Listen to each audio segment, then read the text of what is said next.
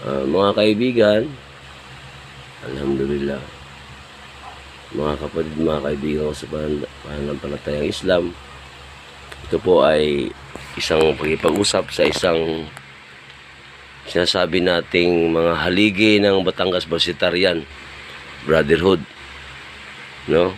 Na isang mauturing mo ng worker ng simbahan ng Baptist Church o Baptist ba yung Pangulo? Christian, o at hindi ko alam kung bakit na ako napadpad din at talagang siya pala ay gusto magbalik Islam. Oo. Yan, sabi ko sa kanya, huwag tayong magmadali. Pag-usapan nyo kayo mag-anak. Usapin mo yung asawa, kaya ang asawa niya na Saudi Arabia ngayon. So ngayon, gusto nating malaman, dati siyang musikero, isa siyang bukalista ng mga death metal dati, mga tugtugan dati, at tinitingala ko ang kanyang personalidad kasi nung kami magkasama pa sa, ako'y kanyang recruit dati sa Batangas Basitarian, talagang ang kanyang adhikain, ang kanyang layunin ay puro papunta sa pagtulong sa kapwa. Ngayon, Pangulo, may tanong ako sa iyo. Ba't naisipan mong, kasi kay malapit na maging pastor, kung tutuusin, isa kang musikero, marami kang alam sa Biblia. Bakit naisipan mong gusto magbalik Islam? Pwede magkwento ka, Pangulo, sa buhay mo. Naisipan ko magbalik Islam dahil napagtanto ko na ang pagpapala ay malapit sa mga Muslim. Alhamdulillah. Wala akong nakikita Muslim na pinahirapan ng Panginoon Diyos o kung sino ang kanilang pinaniniwalaan.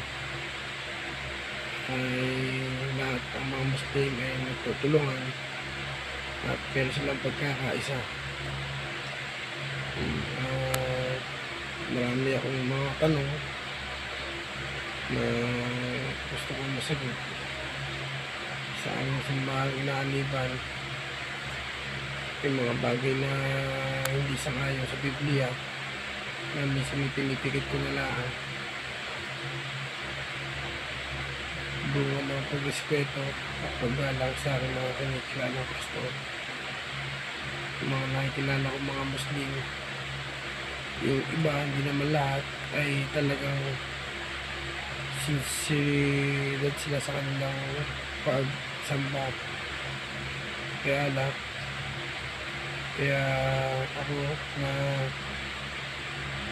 nagmamasid ay napagtanto ko na ang pagpapala ay kahit saang palip ng mundo ay sa Muslim malapit sa kanilang pagpapala ng Panginoon, dahil walang Muslim na hindi pinababayaan.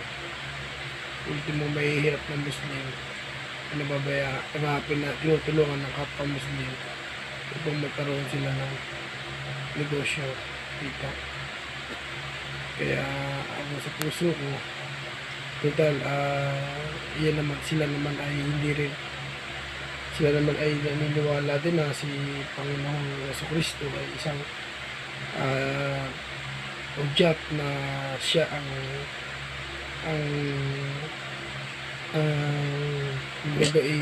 Bisaya ng salita ng Panginoon. Ang pagbabalik ng Panginoon ay naniniwala sila na si Kristo ang ito. Kaya ay nakaramdam ng sa aking sarili sa mga pagbalik Islam. Alhamdulillah, Pangulo. Maraming salamat sa iyo. Inshallah, na ikay pagkalooban ng Panginoon ng kanyang lubos-lubos na pagkapala. Ako yung lubos na gumagalang sa inyo. Kaya ko napadpad sa Tanawan, Batangas. Di ko alam, yung pala ay kalooban ng Allah na ikaw mabalik isa. Maraming salamat mga kapatid. Assalamualaikum warahmatullahi wabarakatuh.